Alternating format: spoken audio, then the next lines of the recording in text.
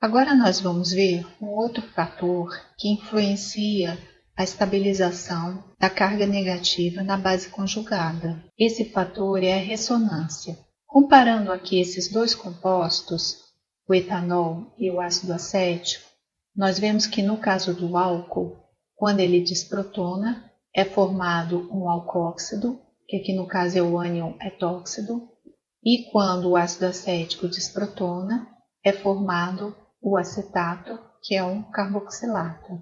Vemos que, no caso do etóxido, a carga negativa ela fica concentrada no oxigênio, enquanto que no caso do carboxilato existe a ressonância e a carga vai ser dividida entre os dois oxigênios. Isso fica fácil de ver aqui nesses mapas, aonde nós vemos aqui o etanol antes da desprotonação e depois. Depois vejam que a carga negativa está concentrada somente aqui no oxigênio. No caso do ácido acético, depois da desprotonação, a carga está sendo dispersada entre os dois oxigênios. Vemos que no alcóxido não ocorre dispersão da carga negativa e no caso do acetato ocorre essa dispersão pela ressonância. Essa dispersão vai fazer com que este ânion seja muito mais estável do que o alcóxido. E isso vai ter uma consequência na acidez desses dois compostos. Enquanto no ácido acético ou nos ácidos carboxílicos em geral ocorre essa ressonância, o que ajuda a dispersão e ajuda a estabilização da base, isso torna os ácidos carboxílicos muito mais ácidos do que os álcools, porque nos álcools não ocorre essa dispersão, a carga fica todinha no oxigênio. A gente pode medir esse efeito pelos valores de pKa. Vejam que no caso do etanol, o pKa é 16 e no ácido acético é 4,75. Então vejam como que é muito mais baixo o valor de pKa no ácido acético ou nos ácidos carboxílicos em geral do que nos álcools. Os álcools vão ter um valor de pKa muito mais alto exatamente porque suas bases conjugadas são menos estabilizadas, porque não existe ressonância nas suas bases conjugadas, como existe nos carboxilatos. Vamos ver aqui uma aplicação. Por exemplo, se eu tiver dois tipos de hidrogênio, um ligado a esse nitrogênio e esse ligado a esse outro nitrogênio.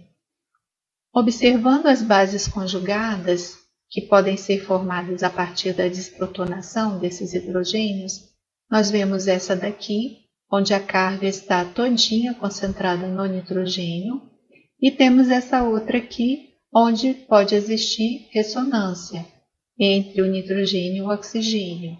Vejam que o fato de existir ressonância faz com que esta seja a base mais estável. Se essa é a base mais estável, este é o ácido mais forte. É preferencial a base conjugada que faça ressonância, porque a ressonância vai estabilizar a carga negativa pela sua dispersão. Aqui nós vamos ter um outro exemplo de compostos que podem ou não podem fazer ressonância. Nós temos o exemplo do ciclohexanol, que quando perde um próton, forma esse alcóxido, e o fenol, que quando perde um próton, forma o fenolato. Vejam que o alcóxido ele não tem dispersão da carga negativa, ou seja, a carga fica concentrada somente no oxigênio, enquanto que o fenolato ele vai ter várias estruturas de ressonância, ou seja, ocorre uma estabilização pela dispersão da carga negativa pela ressonância. Isso faz com que essa base conjugada seja muito mais estável do que a base do alcóxido. Aqui nós temos a carga sendo dividida entre um oxigênio e 3 carbonos. A consequência vai ser que o fenol é muito mais ácido do que o ciclohexanol. Isso nós podemos ver pelo pKa. O pKa do ciclohexanol é 18, enquanto o pKa do fenol é aproximadamente 10. É interessante observar que grupos ligados ao anel aromático também podem ajudar, ou seja, aumentar a acidez. Vai ser o caso de grupos retiradores de elétrons, por exemplo, o grupo nitro, outras carbonilas, ésteres, cianeto. Então, todos esses grupos podem ajudar retirando elétrons e ajudando a diminuir a carga negativa. Então, isso aqui estabiliza a carga negativa e aumenta a acidez. Porém, nós podemos ter o contrário também. Grupos doadores de elétrons, que podem ser por ressonância, eles vão aumentar a carga negativa e vão desestabilizar este ânion e vão diminuir a acidez. Então, é importante que nós observemos que tipo de grupos estão ligados ao anel. Se são grupos retiradores, eles vão aumentar a acidez. Se forem grupos doadores, eles vão diminuir a acidez. Aqui nós temos o outro efeito, que é o efeito indutivo. Observando estes 4 ácidos, nós vemos que em todos eles o hidrogênio ácido está ligado ao oxigênio. O que vai diferir entre eles é que, neste caso, só tem o carbono ligado a hidrogênios. Aqui nós temos um cloro, 2 cloros e 3 cloros.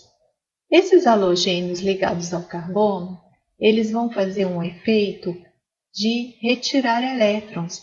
Vejam que, como o cloro é muito eletronegativo, ele faz esse efeito de atrair os elétrons, e quando nós comparamos as duas bases conjugadas, nós vemos que nesta base que tem o cloro, a carga está mais dispersa, enquanto que nesta base conjugada, apesar de existir a ressonância, a carga está concentrada nos 2 oxigênios.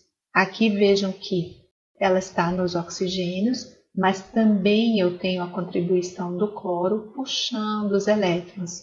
E com isso a gente vai ter que esse efeito indutivo aumenta a dispersão da carga negativa e estabiliza mais essa base, ou seja, essa base vai ser mais fraca do que esta daqui.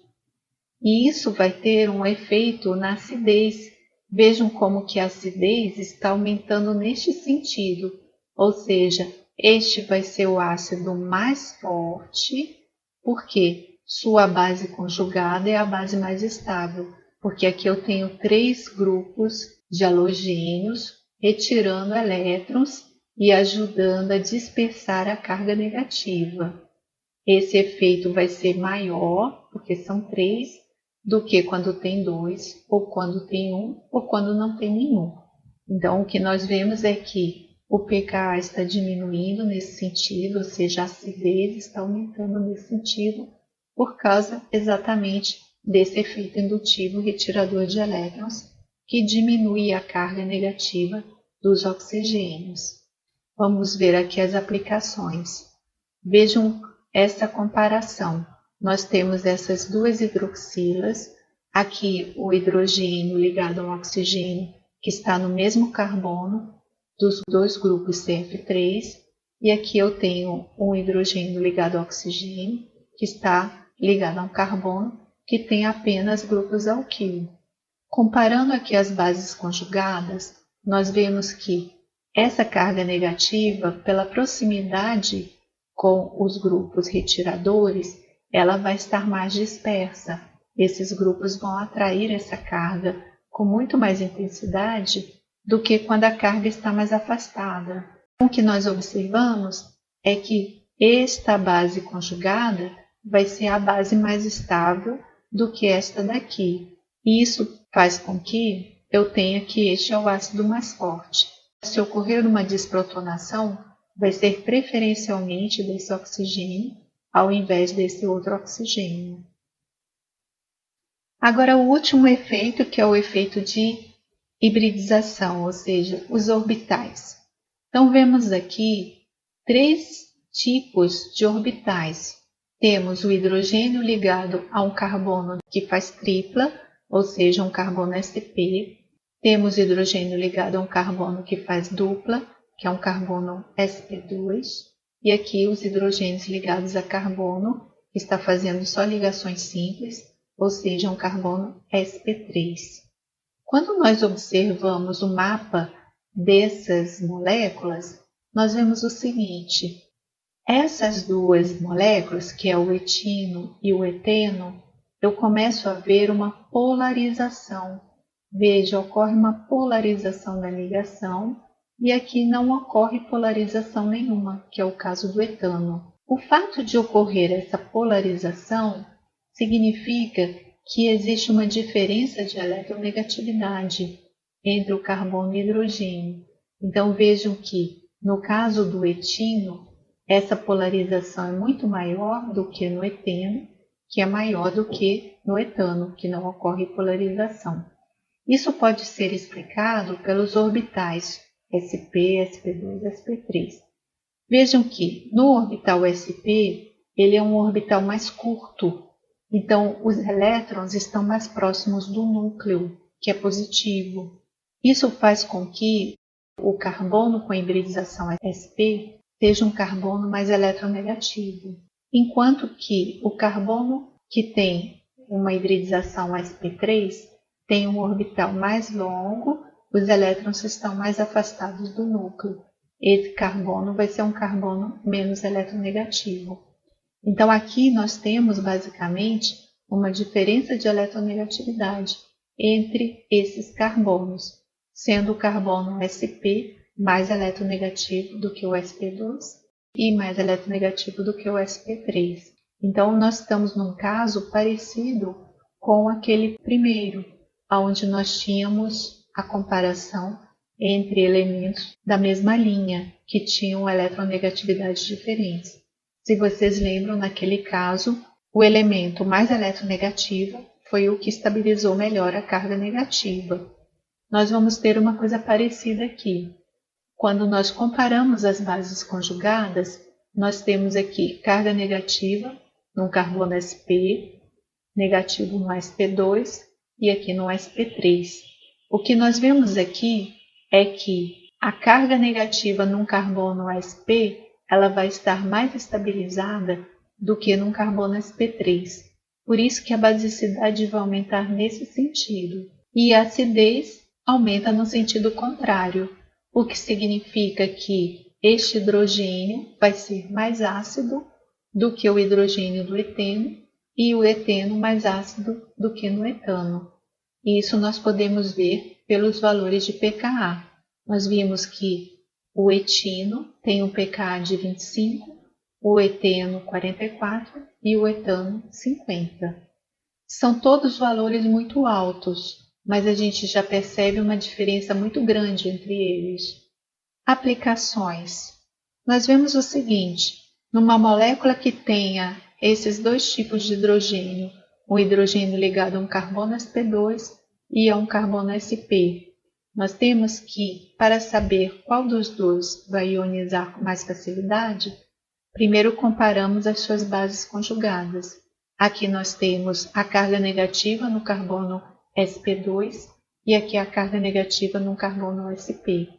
No carbono sp vai ser mais estabilizada, porque lembrar que o carbono com hibridização sp, ele é um carbono mais eletronegativo. E aí por isso que este hidrogênio vai ser o ácido mais forte, ou seja, vai ser mais fácil retirar esse hidrogênio do que este outro. Quando comparamos hidrogênio ligado a nitrogênio, vejam esses dois casos. Aqui eu tenho nitrogênio fazendo hibridização sp2 e aqui hibridização sp3. Acontece a mesma coisa. Onde eu tenho uma hibridização sp2, o nitrogênio vai estabilizar melhor a carga negativa do que no nitrogênio com hibridização sp3. Por isso que este hidrogênio vai ser o ácido mais forte. Como nós podemos prever então essa acidez relativa? Quando nós olhamos tipos diferentes de hidrogênios, nós temos que analisar a base conjugada e considerar aqueles 4 fatores, que são aqueles efeitos. Primeiro de tudo, nós temos que considerar qual o átomo onde a carga negativa está. Olhando a base conjugada, observamos qual é o átomo. Então, é a primeira coisa que nós devemos considerar. Lembrar da linha e a coluna na tabela periódica. Depois, o outro fator importante é a ressonância, se existe ressonância ou não. Terceiro fator é a indução, ou seja, se tem grupos doadores ou retiradores de elétrons.